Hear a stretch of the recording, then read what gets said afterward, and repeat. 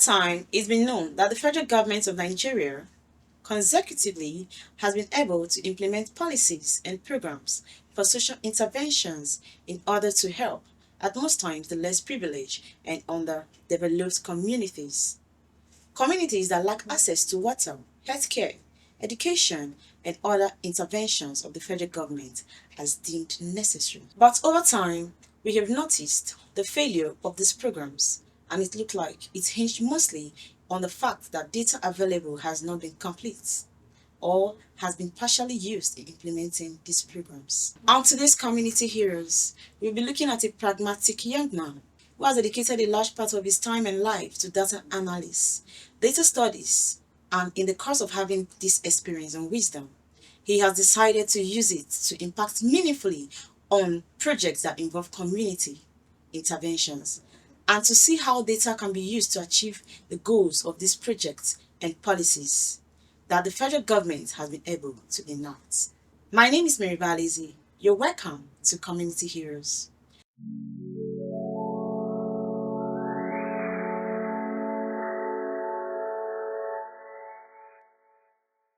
Community Heroes is an inspiring and heartwarming TV series that shines a spotlight on the incredible work of non-governmental organizations and philanthropists within the local communities, people who are so passionate about helping others and touching lives positively in the society.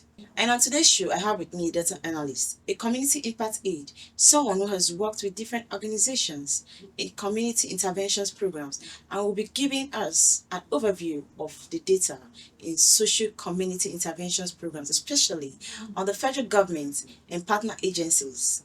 And today I have with me here on the show Nehemiah Downsey, a GI specialist, data analyst, and a data visualization expert. Wow, you're welcome. Thank you very much. It's nice having me here. Yeah, so can you give us an overview of yourself?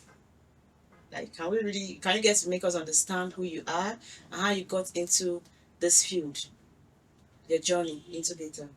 Okay, I'm a graduate of Geography and Environmental Management, but from my early stage, I have interest in data management, and I see data analysis as a skill that is quite viable and cannot be laid off in the space we are today, as data is a very crucial role. Data plays a very crucial role in our sustainability and development space today. So I was able to volunteer with several organizations, and one of the organizations I can really remember now is Kimpact Initiative, where I was able to work with their election data and so for a couple of times, and that interests me and shows me the impact I can put in my work today and how I can be able to build up data in bringing out policies for the next generation. Wow, that's cool. Thank you very much. Okay, so can you really tell us what is data analysis? Mm, And what does data analysis entails? okay, for data, I used to use this word data, DATA. Data means development assessment, technology analysis. Data is very crucial, and as the four letter words entails, it plays a very crucial role in our work today, like I said earlier. And data analysis is just like bringing in figures, bringing in factual without assumptions into reality and solving problems with it. Data analysis is not just the word or the quote everybody knows today. It has a very primary role to play, and that's the aspect or the angle where I think youth needs to take it from, and it can really help our world and our economy a lot. That's cool. Okay, moving forward, I would like to know, right? You've been doing this for quite some time. I believe you've been in this field, right?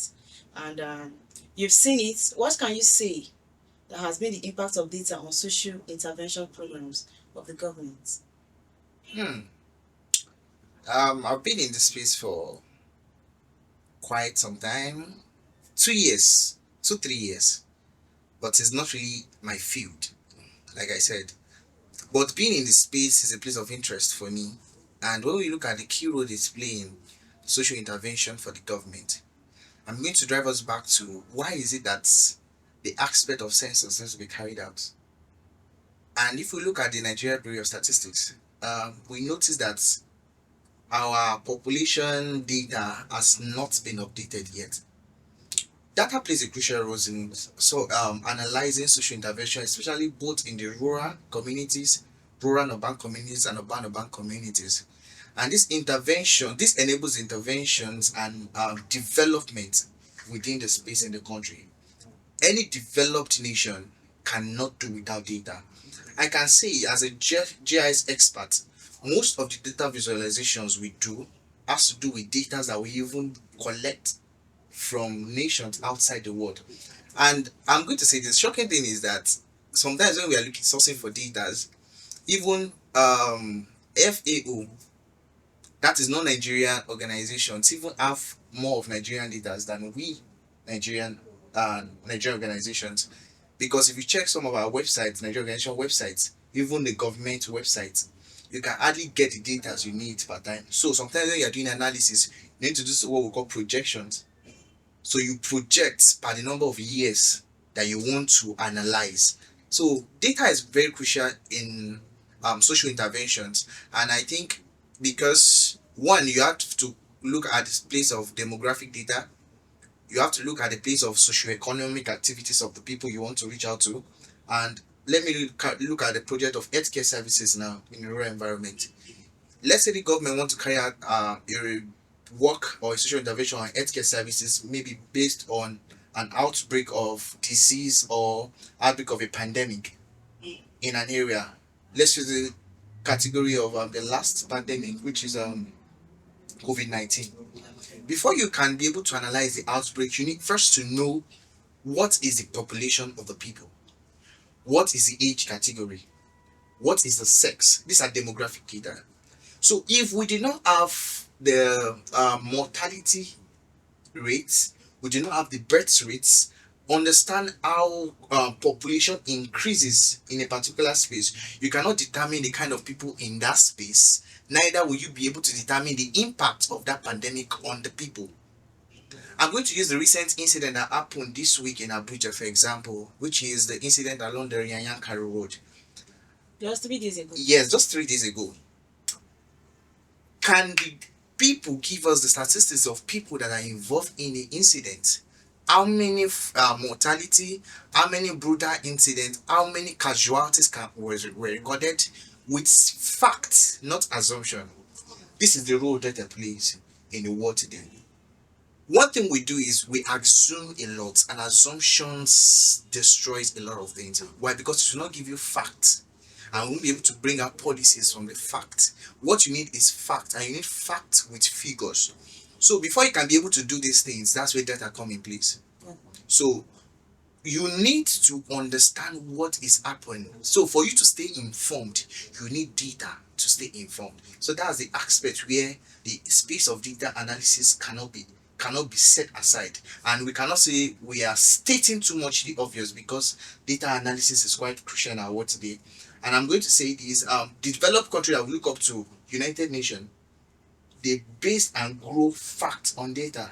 If you look at the incidents in Ukraine and Russia incidents, their war, you see that steadily they are giving data and statistics of what is happening per time, so they can know what rates, what's the variation of the impact of the incident, and how can social interventions come in to solve problems. Let me give this let me streamline it to where we are today. If we have a town of 500 persons, and then we have an incident or an outbreak of pandemic affecting the community, without getting a very factual numbers of people that are affected already, and their social interventions are coming from outside, we don't know the exact number of people that needs to be attended to.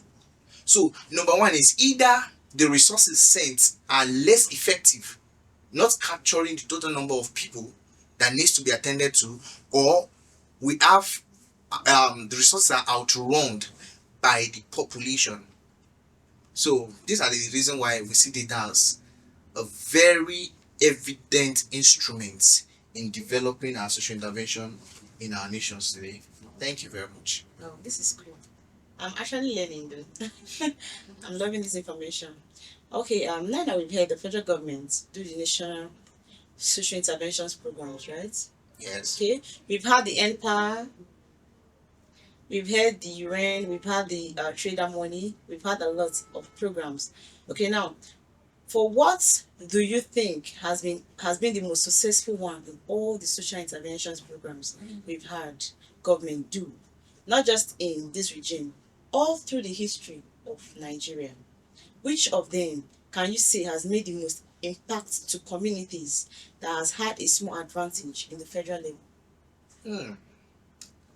Regarding social intervention, I can remember you mentioned Empower. At first, Empower was having an impact. But later on, as time goes on, we notice that the variations on number coming on it about see, whenever an organization or an initiative is coming up with the statistics and they are giving a version of, okay, let me use this statement. Okay, for the details of people that were able to have access to the Empower, blah blah blah blah blah, we have about, if there's about attached to a figure, that's not accurate, fact. right? Okay. And what we need are facts, figures.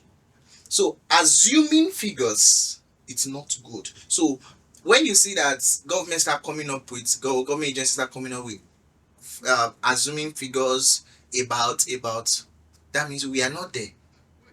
We are not seeing the impact of this initiative. But at first, when Empower started, and I can remember vividly well, people that enjoyed the first and second year, people that were part of the beneficiaries, the impact was there. And you could really see that these people worked because they give right figures. Look at the place of, I'm still going to talk about the population census. I'm targeting this to the Nigerian Bureau of Statistics. You also have these figures. If you want to carry out any data collection now on population regarding anywhere in Nigeria, the only data you'll be seeing on the page is 2006. Why? And what year are we? 2025. See how many years difference. So this is the reason why we need. So for anybody to carry out any analysis now regarding population, health wise, socio-economic wise, anything whatsoever, you need to work on a projected data. That's why data analysts are really needed. Now imagine that we are in a community or in a space whereby we lack information and we have people of expertise and skills to do this. And let's say the youth in quote are not really eager to learn and understand these things, or let's say they depend on just online source of information, what will happen? So we'll be outdated of a lot of things. And if you check, I'm still saying it, the total population of Nigeria is not fact. So all the one they've been telling us, No, it's not facts. no, I can see it anywhere. Total population of Nigeria is not fact. Now tell me, within yesterday and today, are you telling me that there's no birth rate, increased birth rate? There is. And there's increased mortality rate. Sure. Now the question I'm asking is, what's the variation of birth rate and mortality? We should be able to justify that. And if the mortality rate is increasing, what age range? What age range of people are dying? Is it from age 70 and above? Or is it from age 50 and above? We should be able to know these things. This will help us control some things within the policy make. What are the Senate doing? That's my question. When the Senate are working, you don't just work on law, budget. Because the budget you're preparing should be for some set of people. Do you know the total number of people you're preparing budget for? When you're preparing budget, you should know the number of people you are covering. Let's say I'm organizing a social intervention now. My target audience should be, okay, this social intervention should cover about 50,000 persons. What is the age category? Now you say you are creating budget for Nigerians. How many numbers of Nigerians? How many Nigerians do we have? What's the total population of Nigerian citizens? What are the age? What's level of age difference? What class? What economic class do they fall to? Is it the low class? Is it the middle class? Is it the high class? These are the things we consider. So when you are reaching out or carrying out the social intervention on them, and there's something we call the vulnerable groups, which are the children and the women. These are the vulnerable groups. So are your social intervention targeting on children and women? What number? In what category? When you're looking at the employment rates, they are self-employed, unemployed, and employed. What category do they fall in? Age category. We know some age cannot work now based on labor labor working conditions, and some age cannot work from age 0 to 12 according to the standard. Age, some places age 0 to 15 you cannot work. So anybody putting anybody from age 0 to 15 to work, that means you are carrying out forced labor. That's child labor acts, and there's a law that binds that. So if you are doing this, what section of people, what category of people are you looking out for? So Senate also have the House of Senate has something to do. We all have works to do. Federal government have works to do. We are not yet there when it comes to data. So when you're asking the question of what role is data playing in our government today when it comes to social intervention, I'm not saying it because we don't have data. Yes, most of our data are outdated. I think was it not 2 years ago? I could remember vividly. There was a time I was hearing that they are going to carry out sensor again. I think I was still in school then. I was expecting the sensor to happen. Let me see how they are going to do it, but it never happened. It never happened. So now I think I'm still seeing some rumors that it's going to happen this year or next year. Heard about We are that. still expecting it. That's true. It's not just to send the news. What are we Actions, doing? right? It's the actions. So that's the answer to the question is I'm not seeing the role of data in our present condition in Nigeria. So I think we need to come up with that, because I cannot be talking about the past things now, because when we are talking about Empower, I think we're about 2 point something million, 200 and something million. But now we are close to about 400 and something million. That is times 100. So those data cannot work. Those impacts cannot work again. Wow. Okay, the next question is this: for us, most times it looks as if it's the international agencies that do more. Most of the programs we do with the federal government looks like it doesn't get to the people. You know, people don't feel it, but we've seen cases where even in IDP camps, where international agencies were able to come in, meet the needs of the people, be able to get across to the people that really need this help, right? That really need this help. What do you think is the difference between the international agencies and the federal government? What rule or method do you think they are using that is different from what the federal government is doing? For us, most times, it looks as if it's the international agencies that do more. Most of the programs we do with the federal government looks as if it doesn't get to the people. People don't feel it. But we have seen cases where even in IDP camps, where international agencies were able to come in, meet the needs of the people, to be able to get across to the people that really needs this help. What do you think is the difference between the international agencies and the federal government? What rule or method do you think they are using that is different from the federal government? That is different from what the federal government is doing? Okay, firstly I would say we shouldn't put federal government and international agencies together, because one thing, the difference between them is because these international agencies are solely on sustainability. Any project they are carrying out, they are looking at the sustainable aspect of it. And most times these international agencies are being supported or partnered with United Nations. And United Nations runs a system of some sustainable development goals. So some of these goals, even Nigeria is part of these countries that are working under the SDGs, Sustainable Development Goals. So I'm going to use the issue of the IDPs, for example. Most times you see that the government are trying to carry out some intervention is just for showcasing, Media. just for media projection. Let people see that we do this. They are doing it for figures. Even when you are looking at training, that's why it's easy for you to carry out the training in Nigeria as a government agency, and the people you are seeing in the training are people that have slots Do you understand? So they don't have a target audience. But before carrying out any project as an international organization, even local organizations in Nigeria are doing well when it comes to social intervention works. Yes, I've been able to volunteer for several NGOs here in this country, several individual NGOs that are doing extremely well when it comes to social inclusions and interventions. From the slums down to the rural communities, down to the underage, down to the vulnerable groups, both children and women, and down to schools, training them and educating them on how to build themselves, how to do well for themselves. But what are government doing? Doing social media projections, let them see that we do this, let them see that we do that.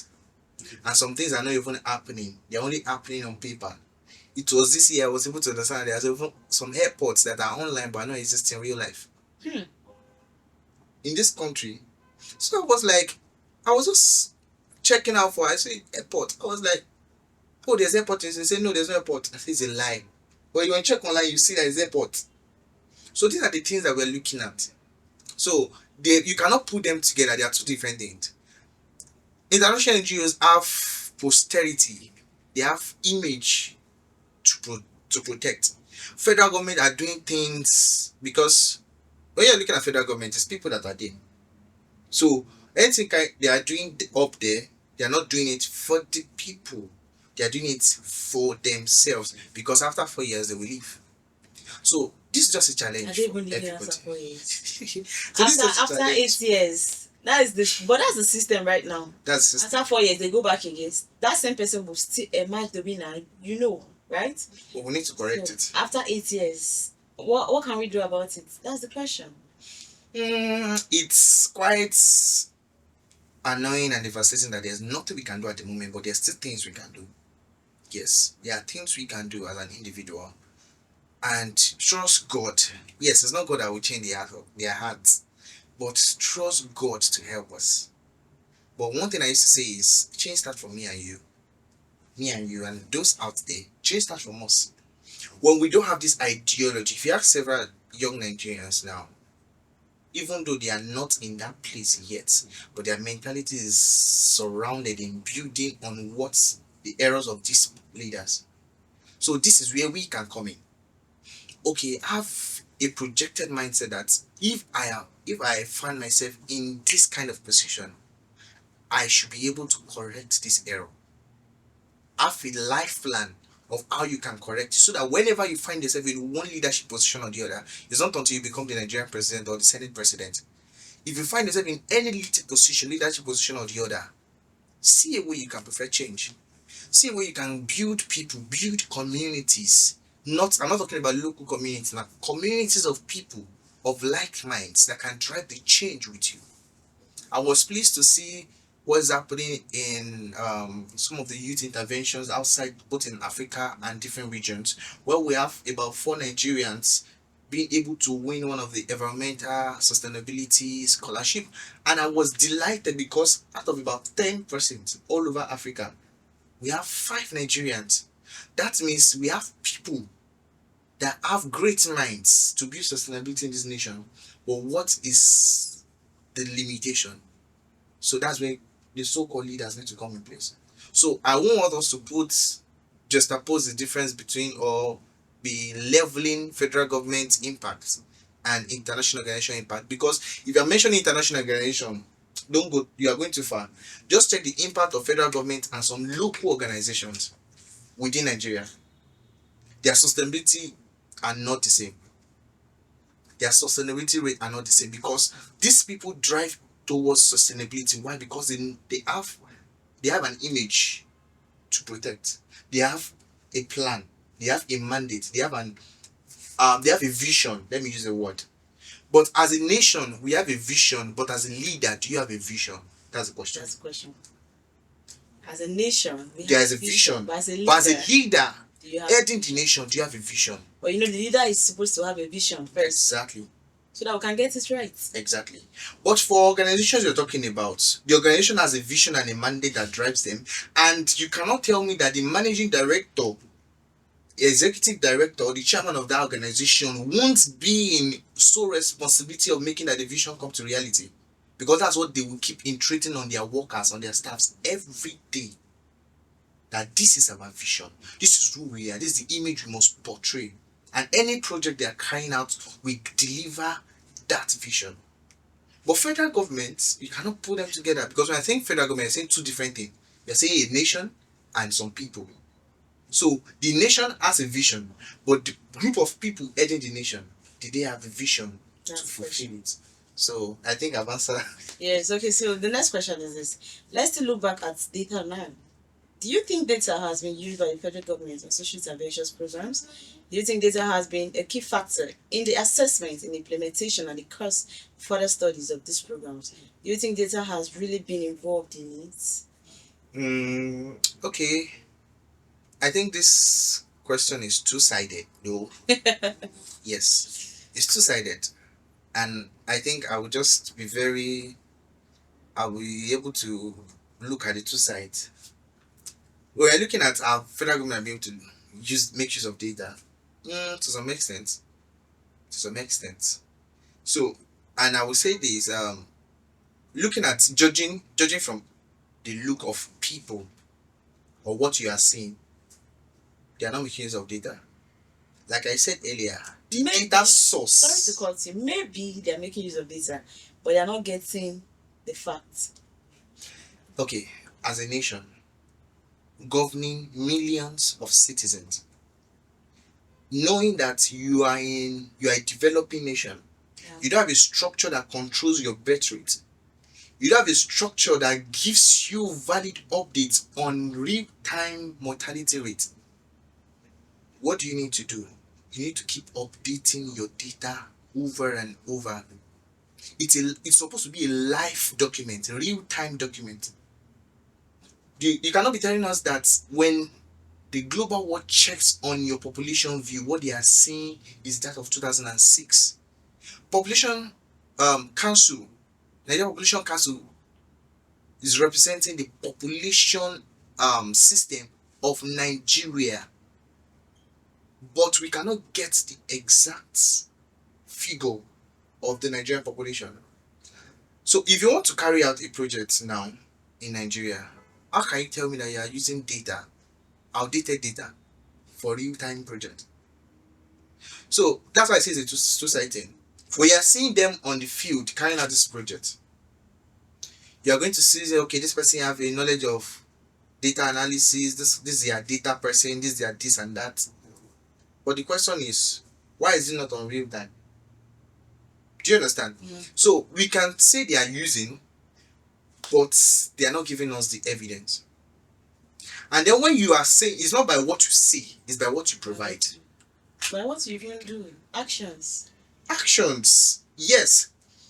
And I think that is the main ball of the idea, because when you are working on a project as a nation, you should have, before you carry out the project whatsoever, you should first carry out what we call recognizance survey of your project area where you want to do the social intervention.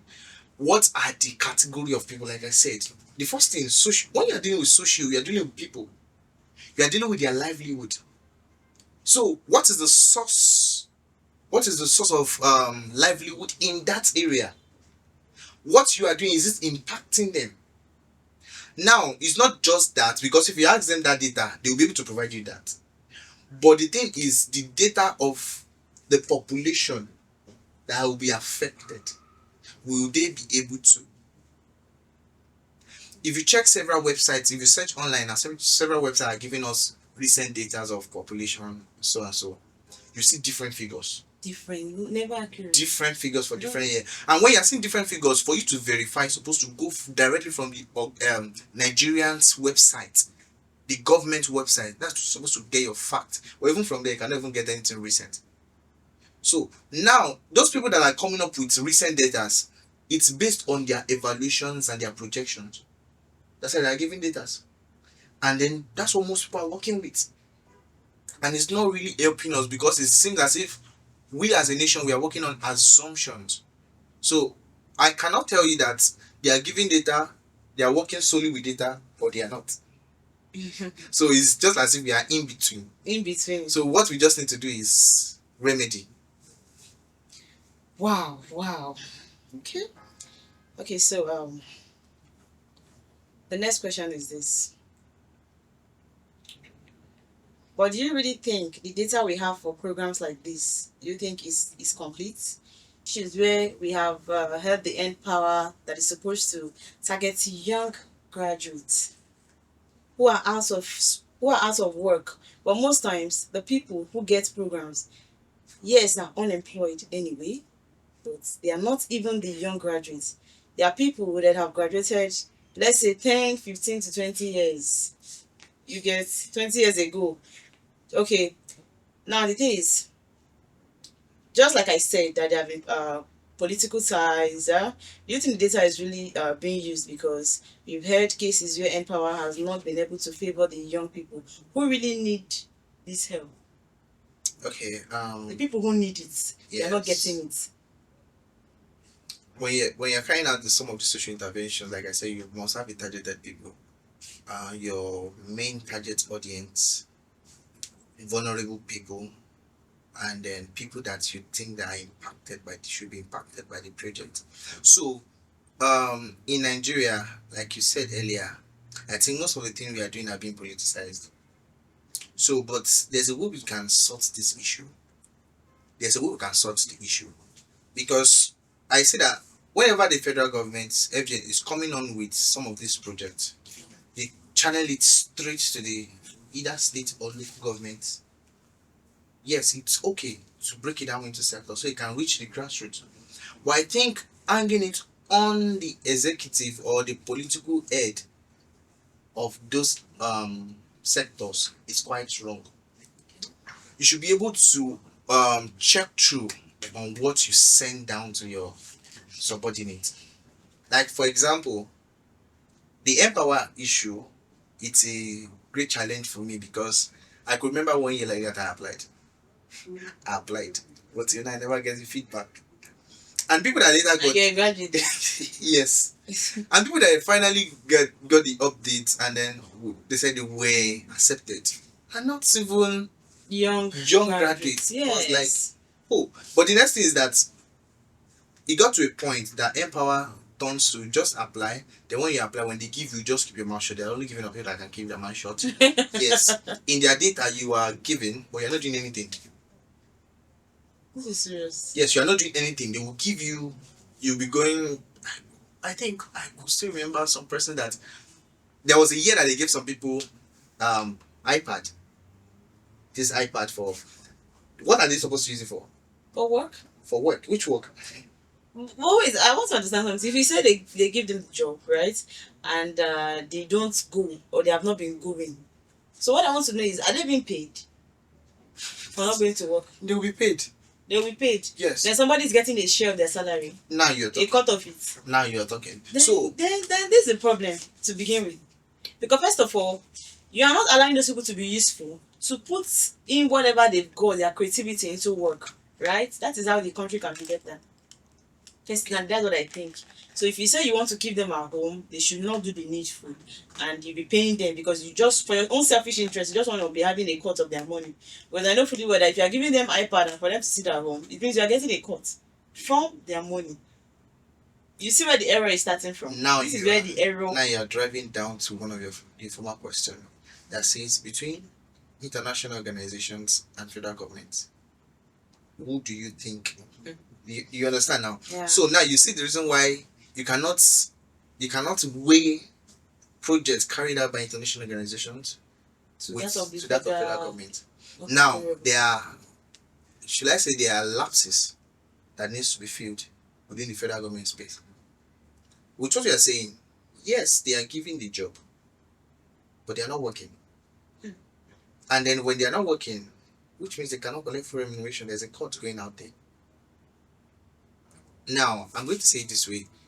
It's just like you having a contractor to carry out a job for you. And then immediately after giving the contractor the financial reimbursement that is needed for the project, the next is that you see some high class men. My percentage is 20%, my percentage is 10%, my percentage is 50%. Then what's left with the contractor? Maybe 5%. How can he carry out the project with just 5%? Yeah. So what then you now say the contractor is doing a substandard work. You don't question the contractor because something has happened. So some things you are seeing today, even to the aspect of road construction, you don't blame these people. It's beyond us right now. It's beyond what we are seeing from here. Some things are happening. Things are happening. So to be able to correct these things, that's when we'll be able to get it right. So it's not just about we sitting down here and then see what's that, because as we are saying it, it's not entering their ears.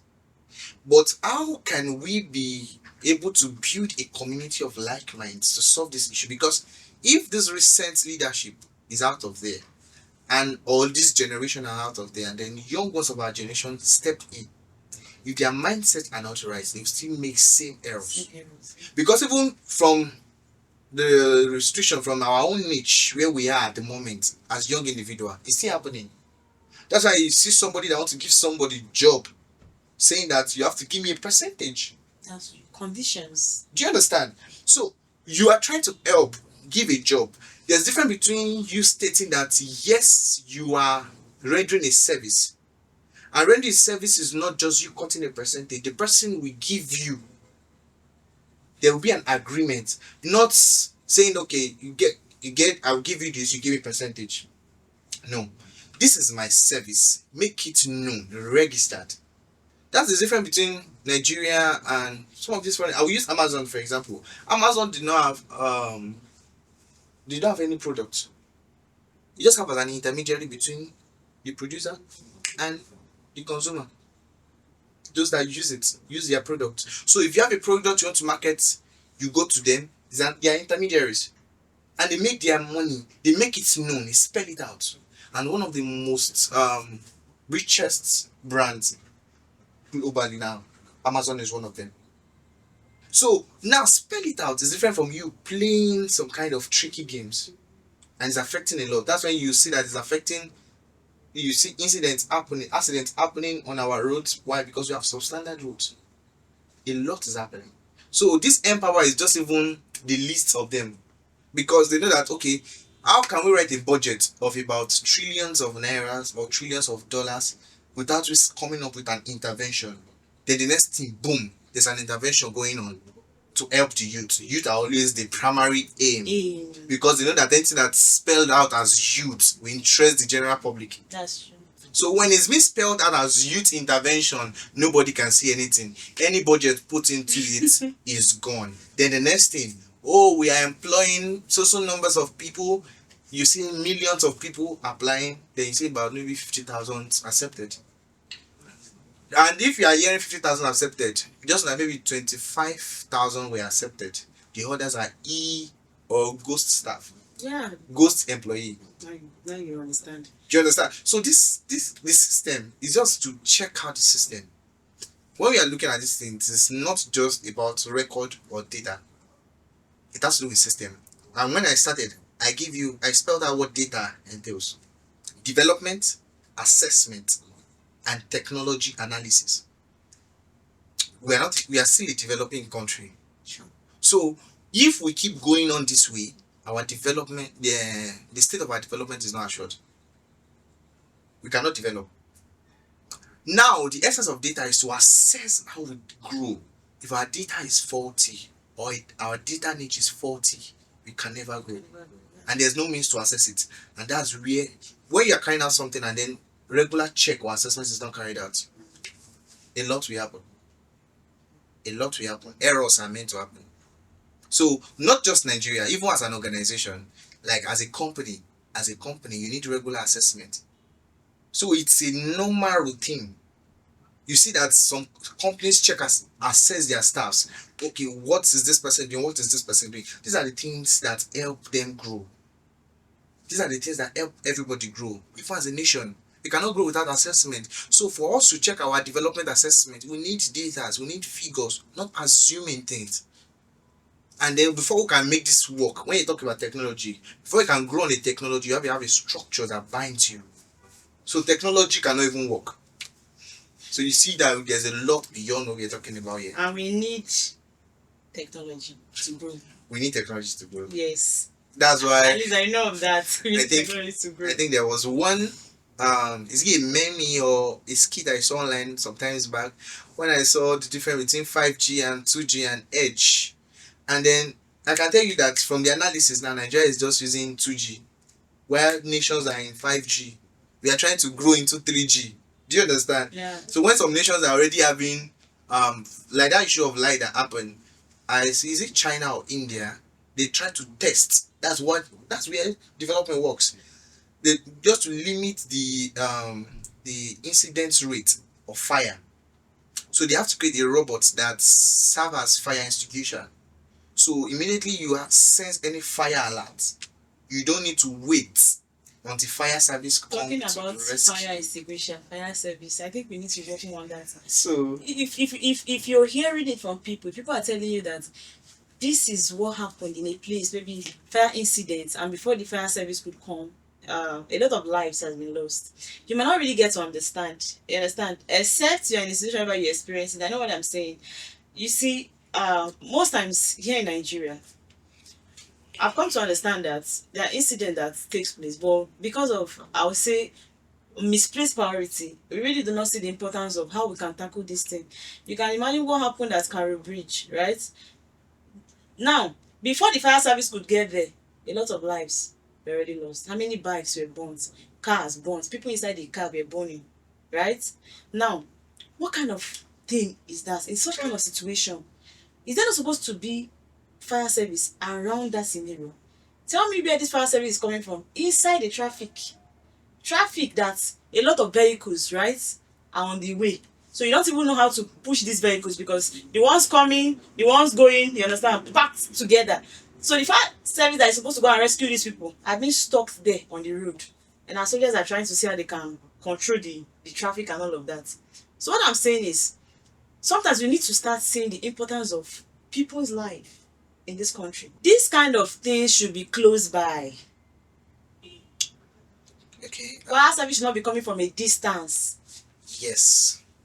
But as you were talking, some things were just going through my head. Do you know, as a nation, what is leadership without people? It's nothing. Because the essence of the leadership is for the people that you are leading. Yes. So now you cannot be a leader without having people under you.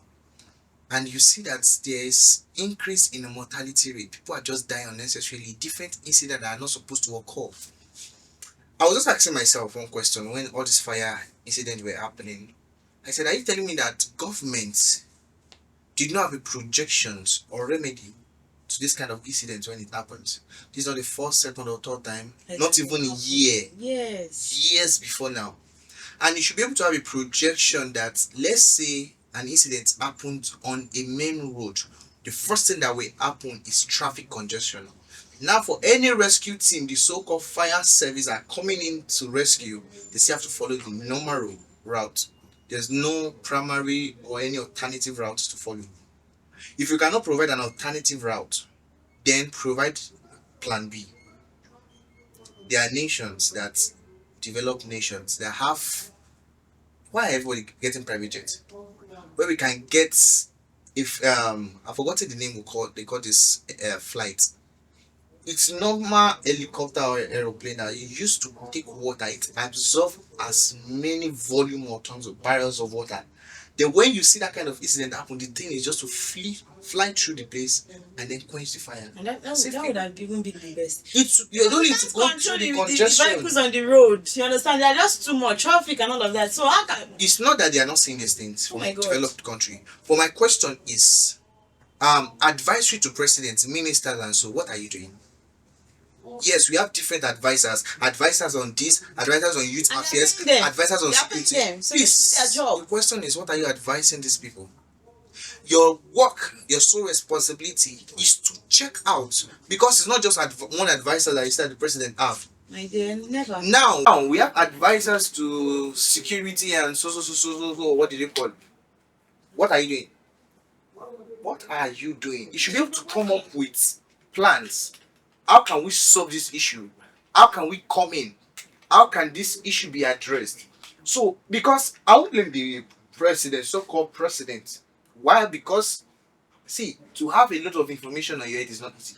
I believe we have people. He has people working. Exactly. Working now, with the question is, I think where the fault comes in is the selection of those people or the appointment of those people is either political or based on family wise. Not based on that they merit. Not expertise or merit. That's the problem. So when we have to do these things, don't let us make mistakes. Yes, we're trying to impress people based on political wise or family wise, but don't put the life of people at stake.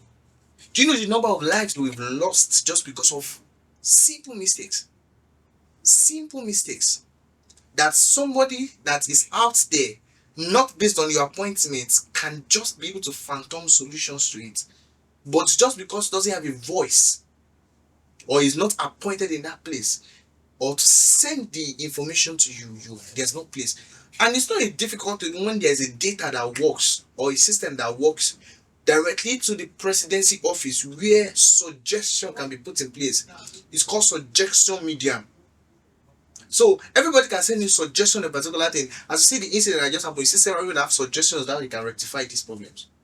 I was shocked to know that when this fire incident happened, the government agency visited the same spot the same day after visiting, another incident happened again. Same spot.